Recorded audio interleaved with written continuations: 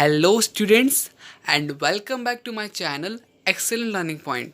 तो बच्चों, आज की इस वीडियो में हम क्लास 10th का वर्कशीट नंबर 32 डिस्कस करने जा रहे हैं। बच्चों, आज जो हमारा विषय है वो है सामाजिक विज्ञान इतिहास से। ठीक है, तो आज हम क्या पढ़ने वाले हैं बच्चों? तो आज है हमारा यूरोप में राष्ट्रवाद का उदय और यूरोप में राष्ट्रवाद का क्रमिक विकास।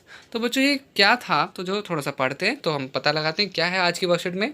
तो देखो, लिखा हुआ है फ्रांसीसी क्रांति के आरंभ से ही फ्रांसीसी क्रांतिकारियों ने अनेक कदम उठाए, ऐसे अनेक कदम उठाए जिससे फ्रांसीसी लोगों में एक सामूहिक पहचान, राष्ट्रवाद की भावना पैदा हो सकती है।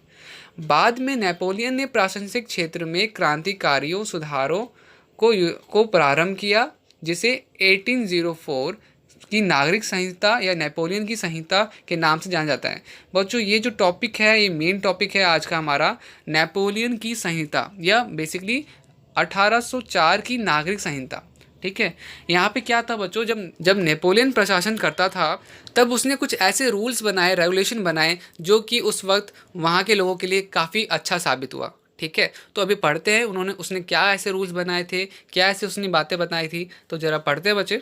तो सबसे पहले क्या लिखा हुआ है, फ्रांसीसी क्रांति का एवं राष्ट्रवाद। ठीक है, तो इससे क्या हुआ बच्चों? तो संविधान आधारित शासन। ठीक है, फ्रांसीसी क्रांति एवं राष्ट्रवाद में क्या हुआ? संविधान आधारित शासन, समानता, स्वतंत्रता, बंधुत्व जैसे विचार, नया फ्रांसीसी झंडा, नेशनल असेंबली का गठन, आंतरिक आयात निर्यात शुल्क समाप्त एवं माप तोल की एक समान व्यवस्था। ठीक है, और फ्रेंच को राष्ट्र की साझा भाषा बनाया गया। तो बच्चों, एक ही लैंग्वेज कर दी गई और एक ही जात, मतलब कि ना सबको सम्मान, कोई भी छोटी जात नहीं, कोई भी छोटी जात नहीं, कोई बड़ी जात नहीं, और सब स्वतंत्र हैं। ऐसा नहीं कि कोई गुलाम बन सकता है, तो गुलामी वगैरह सारी चीज़ें हट गई थी। ठीक है, तो ये हुआ था कब? फ्रांसीसी क्रांति एवं राष्ट्रवाद में। अब बच्चों, हम पढ़ने वाले हैं 1804 की नागरिक संहिता। बच्चों, ये क्या हुआ था? तो मैंने आपको बताया था, जब नेपोलियन प्रशासन करता था तो वहाँ के लोगों को उसने ऐसे रूल्स बनाए थे जहाँ पे उन लोगों के लिए काफ़ी अच्छा साबित हुआ। वो जो रूल्स उसने बनाए थे तो वो काफ़ी अच्छे साबित हुआ। तो सबसे पहले उसने क्या बताया था कि जन्म पर आधारित विशेषाधिकारों की समाप्ति। तो बच्चों, पता है क्या होता था पहले? कि जैसे कि जो अमीर घर में जन्म ले रहा है तो वो अमीर कहलाएगा, जो किसी गरीब घर में ले रहा है तो वो गरीब, जो किसी छोटे जात में क्या कहते हैं जन्म ले रहा है तो वो छोटे जात कहलाएगा। तो ऐसी चीज़ों को उसने क्या कर दिया? समाप्त कर दिया, हटा दिया। ठीक है, सेकंड बोला जा रहा है कानून के सामने समानता एवं संपत्ति के अधिकार को सुरक्षित किया गया। तो बच्चों, अब यहाँ पे क्या था कि ना, कानून सबके लिए समान है, मतलब कि चाहे कोई कितना भी बड़ा राजा हो, महाराजा हो, या चाहे कोई कितना भी छोटा हो, सबके लिए समान है। अगर कोई भी अपराध करेगा तो उसको उसकी सजा मिलेगी। ठीक है, और एक और यहाँ पे लाइन लिखी हुई थी, अधिकार को सुरक्षित किया गया, संपत्ति के अधिकार को। बच्चों, पता है पहले क्या होता था कि अगर राजा महाराजा किसी की ज़मीन अच्छी होती थी तो चाहे वो किसी की भी हो, वो हड़प लेते थे, तो वो चीज़ भी बंद हो गई। प्रशासनिक विभाजन को सरल बनाया गया। फिर है सांपत्ति व्यवस्था को समाप्त कर दिया गया, सामंती व्यवस्था को। किसानों के भू दायित्व और जागीरदारी शुल्कों से मुक्ति। बच्चों, पहले क्या होता था, किसानों को ना कर देना पड़ता था, तो वो सब भी उसने हटा दिया। फिर लिखा हुआ है शहरों में कारीगरों की श्रेणी संघों के नियंत्रण को हटा दिया गया।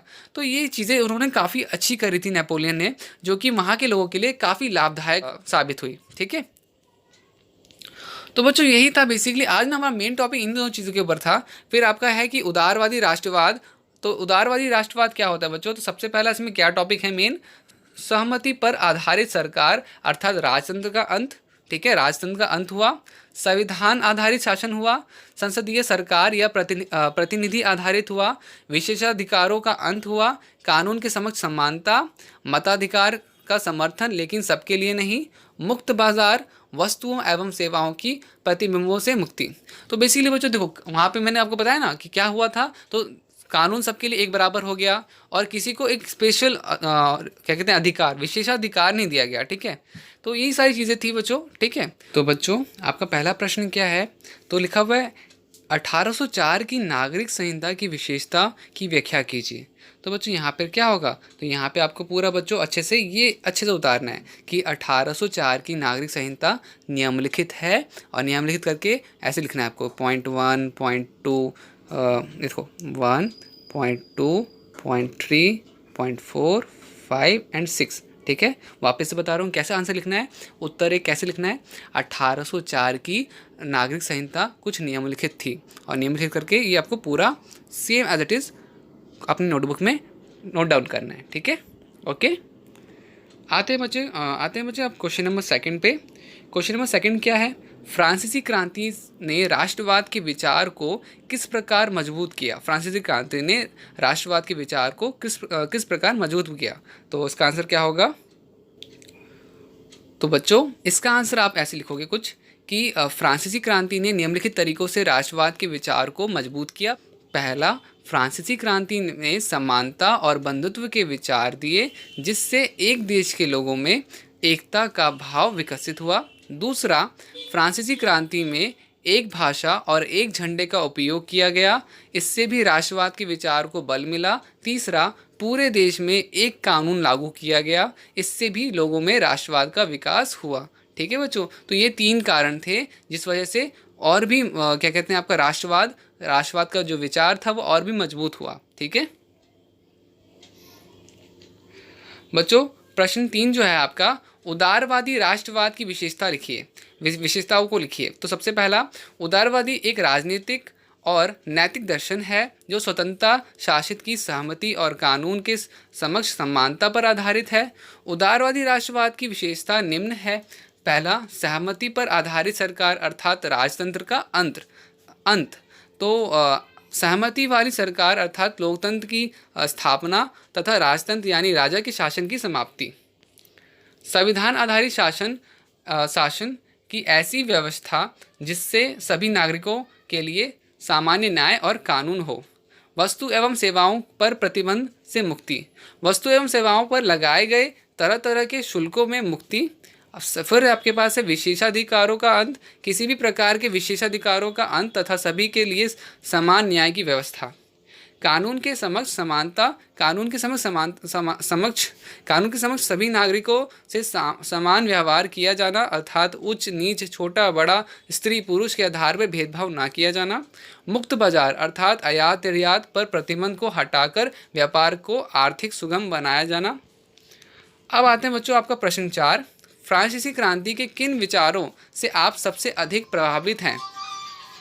तो इसमें आपका उत्तर होगा, मैं फ्रांसीसी क्रांति के कानून के शासन, समानता, स्वतंत्रता और तथा बंधुत्व के विचार से प्रभावित हूँ, क्योंकि ये लोकतंत्र तथा एक समान विकास की नींव है। ठीक है बच्चों, तो बच्चों आज की वीडियो में इतना ही। अगर वीडियो आपको अच्छी लगी तो प्लीज़ वीडियो को लाइक करना, शेयर करना, कमेंट करना एंड सब्सक्राइब ज़रूर करना बच्चों, बिकॉज आपका सपोर्ट मुझे मोटिवेट करता है एंड करता रहेगा ऐसी वीडियोस बनाने के लिए। तो मिलते हैं नेक्स्ट वीडियो में, तब तक के लिए इतना ही।